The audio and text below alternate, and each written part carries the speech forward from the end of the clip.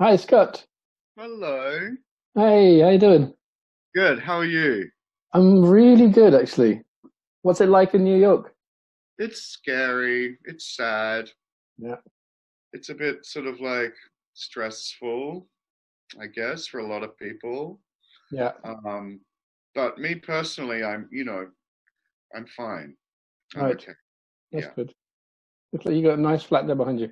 Just gonna let Simon, who is our reader, who's going to join us today, who's a fan of yours, into the chat here.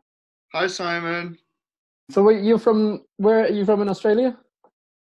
I grew up in the bush in Okay. Queensland, Uh-huh. in a place called Numinbah Valley. My parents and my one of my sisters still lives there. Mm-hmm. And I was there in for the whole month of January, But you haven't got a very strong Australian accent. Have you been in New York for a long time, or 24 years now. that's what I would call a long time? Yeah. Yeah, maybe too long. What's your take on New York? I mean, you must like it, I suppose. I think it's a wonderful city. Yeah. I mean, it's a city that's ever changing and evolving, and maybe sometimes not for the best, but it's always been that way, you know? So there's no use kind of complaining about it, but it Mm. is a city for the rich now, for sure. Okay, so that's really changed in that time. In 24 years, I've seen it change. But then when I arrived 24 years ago, people were complaining about how it's changed. So that's my point. It's sort of just always, Mm. always this evolving kind of entity. Yeah, that's true. Just so we can help Simon. Simon, can you hear me? Now I can hear you finally. Ah, Hi. and we can hear you too as Hi. well. Wonderful. Welcome to our chat. I feel like we're kind of on late night TV somehow. Hello. Yes, I'm so glad to be here. I just read today in my mail that you're doing this interview. I was like, holy shit! Okay, I'll try my luck. Wonderful. Here you are. Here you Welcome. are. And you say you've been in Berlin. You say Yeah. I think you. No, it was sorry, Scott. Sorry, I should say who I'm You speaking have to. to, yeah. Wow. What did you say? Sorry. This is going to get better, though, isn't Okay. it?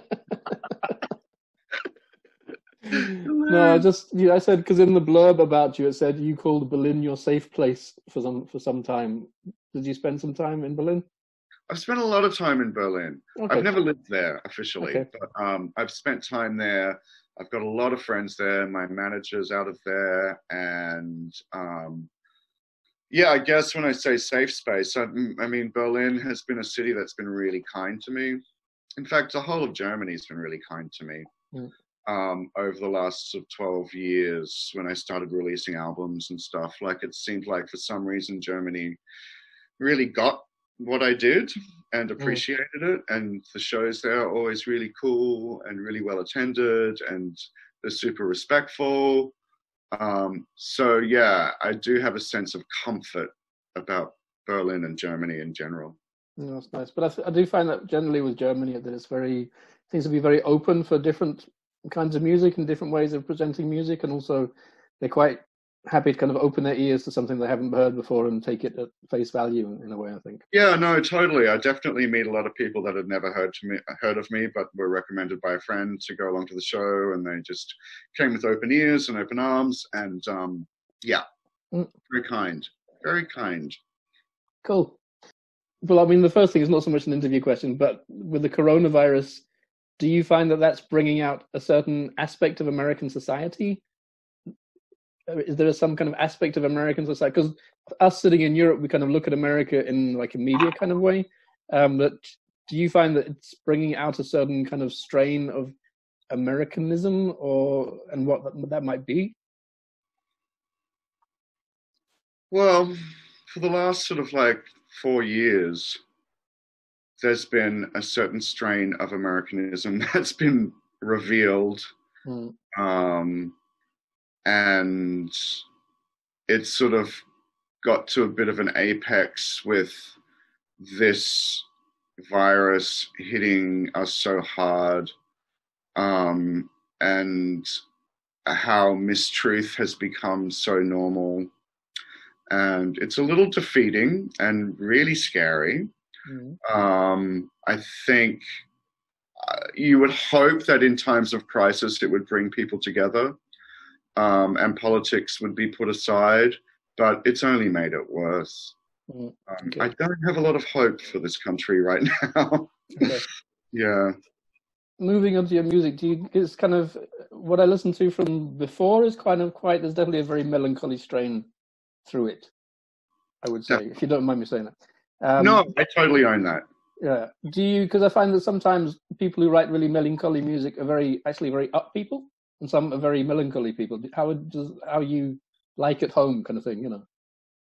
Well, I think I have my moments. I mean, I'm only human, and I choose to sort of indulge in the melancholy stuff to write music, because I find it really beautiful and always have. But it's kind of like, you know, you have a comedian, and comedians are notoriously sort of like depressive people. So it's the same with me. I mean, I don't consider myself a massively depressive person, but I definitely have elements of melancholy that live in me and come out at times. And, you know, I tend to be a bit of a defeatist. I tend to sort of like sometimes see the negative, but hope is important to me, and love is important to me, and beauty is important to me. So, I mean, I've definitely got positive aspects to my personality, but yeah, I get upset, I get sad, I have a cry every now and again. I like, you know, go through stuff like everyone else, and I choose to sort of write about that stuff and show it, and it comes pretty easy to me to be able to do that, I guess. Yeah, I remember when I used to be a musician, I was always writing sad songs, and people were always like, "Are you okay? Are you okay?" And I was like, "No, I'm great. I'm really in a good mood, actually." But I'd kind of, the sadness was like, well, I mean, that's it. I mean, there's this sort of theory that I have that sometimes I can write a song and then all that sadness and stuff can live in that song. It's sort of like a self-contained little like isolation box for it to go into it. So it's out of my body. It's in the song now. I mean, I guess it sort of sounds a bit silly, but it is kind of therapy, I guess. I think so. I think it's a very good point with the comedians that are kind of very funny but are kind of quiet at home. I think that's kind of the flip. Yeah, it's the flip side of that. Yeah. So this new album, Adorned, is kind of, you say that it'll be quite surprising for people to hear. It's kind of, there's a frivolity or a kind of sense of fun. Is that accurate? There's definitely elements of fun, and I think when you sort of like take what I've done and change it as drastically as we have, and just, you know, just by the nature of adding sort of electronic elements and beats and all that, it kind of does sort of infuse a little sense of joy more than what people would be used to with me. I mean, I think there's still elements of like the original intention within the new remakes, but yeah, just by the nature of sort of like what we've done with it, it makes it seem lighter. Yeah. Okay, that's interesting.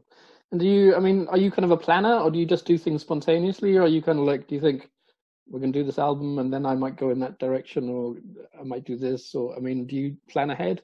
No, not really. Yeah. I mean, I feel like this album kind of does represent me in a little way because I feel like I'm changing as I get older. So it's a nice sort of like symbol of maybe me changing as a person. But having said that, like if I make a new album, I mean, there's a part of me that wants to do the complete opposite to what I've done and go really simple, like super minimal. But I can't quite tell at the moment. We'll see what happens. Okay, cool. Like you say, you've been in New York for over 20 years. Do you carry a lot of Australia in you in some way, do you think? Totally. Yeah. Right. Okay. Yeah. How? I've never felt American. Okay. Even though I am a citizen now, but I still don't feel American. I don't know why. I feel like Australian culture is so specific and so strong that it's really hard to knock it out of you. And I think what happened to me was that I arrived in America, and maybe like 5-8 years later, I started really sort of appreciating my Australianisms and what makes me me, and part of that is being Australian. So I think maybe I subconsciously sort of kept it you know. I kind of wanted to retain that part of me. And I love Australia now. I mean, I left hating it for good reason. But Australia's changed. It's grown up as a country. Really? Yeah, and it's definitely getting better and better. Yeah, I feel really comfortable there now. Cool. Is that partly to do with you, or to do with how Australia's changed? Both. Okay. Yeah, I think we've both grown up. That's interesting. I grew up in South Africa, and I've left 30 years ago, and I'll always be kind of South African. Yeah, it's kind of weird. Yeah. Okay. Simon, I see that you got your microphone turned off. Would you like to jump in and ask Scott a few questions? Yeah, I thought maybe it's better sound-wise, but I have, if there's time, like 2 or 3 questions. Sure. Cool. So, like, I first discovered your music watching the film Short Bus. Ah, yes. So, regarding that, I had maybe 2 questions. First, if you maybe have some memorable anecdote or something from that production of that movie, because it is the same movie. Never seen anything quite like it. Yeah, I mean, for me, I wasn't on set when any of the sex happened. But I did see the aftermath. I remember when we shot my scenes inside the fictional space called Short Bus. The night before, they had shot the orgy scene, and so I definitely saw the aftermath. The aftermath of an orgy just doesn't sound good, doesn't it? It wasn't good. Nothing had been cleaned. It was like, oh God. I didn't have to record in that room, thank God. But I think, you know, what I got a lot from that film, and it's still a gift that keeps giving. I mean, people still discover me from that movie. And it was my stepping stone into having, you know, any sort of like a semblance of people knowing who I am. I got my management through that film, and I got my first record release through that film. So it's really something I'm still so super thankful for, because it happened to me later in life too. You know, I wasn't that young. I wasn't, you know, I was lucky. So other anecdotes, I guess there's a real sense of community on it, which was really lovely. I can't think of any sort of real specific funny things that happened, except for the post-orgy aftermath. That's very beautiful. Thank you. The second question related to that: are you still like in contact? Do you still do stuff with John Cameron Mitchell, or was that a one-time thing? Yeah, actually, it wasn't so long ago. When was it? Maybe a year ago. I was in Australia, and he was touring around doing this show called Origins of Love that was kind of like connected to Hedwig, and it was songs from Hedwig, and it was sort of like anecdotes from that time and the character. And I got to sing at the Opera House in Sydney because he invited me to go there and just at the end of the show and the curtain calls for me to go out and sing Language, that song Language from the So that was really, really, really cool for many reasons, but one of them being I used to work at the Opera House. And in my early 20s, I worked there as a dresser for the Australian Opera Company, dressing the performers.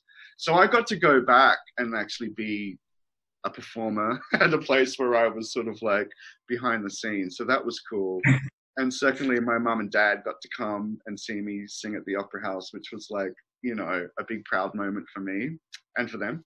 So yeah, I haven't seen John for a little while now, but I'm still really friendly with some of the people, like Kurt and Bart, who did the costumes, are really good friends of mine still. Yeah, there was lots of lovely people on on that project. It was super, super loving. I can imagine. You can feel it only watching the movie. It's very beautiful. Yeah, it really worked, didn't it? I mean, you know, for the lack of money they had, but a lot of people put a lot of energy into trying to make that a beautiful movie, and it worked. Thank you. One last question, maybe. Sure. As I also write songs, so I'm personally very interested in language. I absolutely love that song. Could you maybe tell me how that came to be, that song, how you wrote that? I didn't write that song for the film. That was a song that was already written. And when I'd met John, I think that was one of the songs I gave him as to, you know, what I did. So the only song, oh no, I think I can't remember exactly. The only new song I wrote was for the film was In the End, that Justin Vivian Bond sang. Yeah. But language, I don't know. I can't remember how it came about. It was not definitely about someone who had broken my heart. As usual. I can't even remember who. It was so long ago. Oh, I think I do. I won't mention names. I mean, it's the usual thing of, like, you know, having something horrible happen to you and then you make something beautiful out of it. You know, we'll try to anyway. Yeah. Well, thank you. That was it. You're very welcome. Yeah, I was also going to ask, you know, like, because I also write songs, so I'm very interested in how that comes about. And how do you? I mean, what's your approach, or how do you find songs coming to you? Or spontaneously, it happens kind of sporadically and spontaneously, and there's always been. I mean, it's always been difficult in that way. It's not like I have a process that I can rely on or that I kind of really understand. So it's a little bit scary that maybe it'll never happen again all the time. I mean, I've kind of taken a break from songwriting at the moment, hence sort of making this this remake album, Adorned, sort of coincided with me taking a break from songwriting. I find it quite stressful, but when it happens, it's so rewarding, you know. But I don't really have a sense memory of how it happens. It just sort of happens. Yeah. Do you ever sit down and say, I have to write a song now, or I'm going to write a song now, and do something to make it come, or do you just wait for it to come by itself more? Just kind of wait for it to come by itself. I mean, I've definitely tried moments to force myself to do it, to try and get sort of a process going, but it generally doesn't work. It's it's usually pretty spontaneous. Cool. Yeah.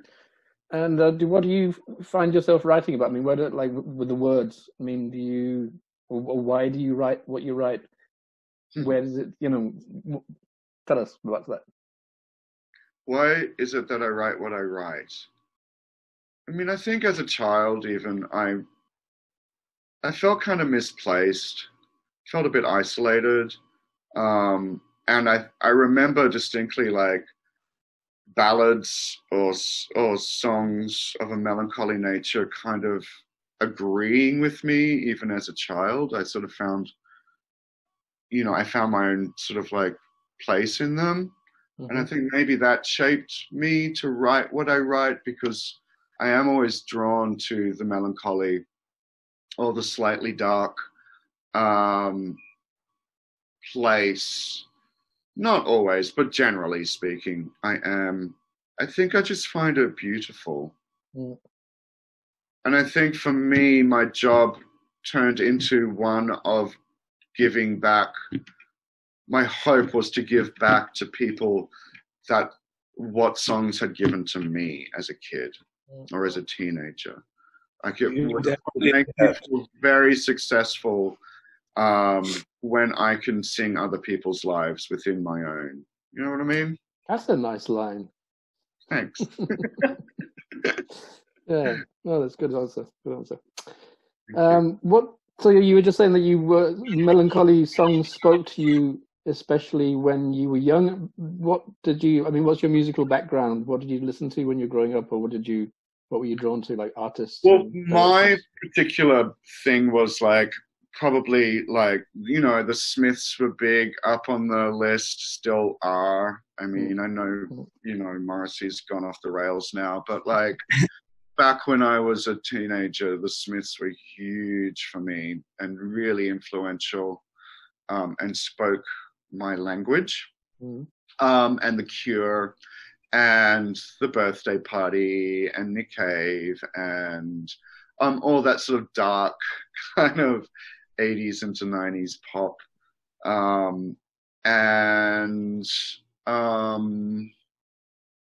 My dad also was sort of an amateur musician, and he played a lot of music in the house.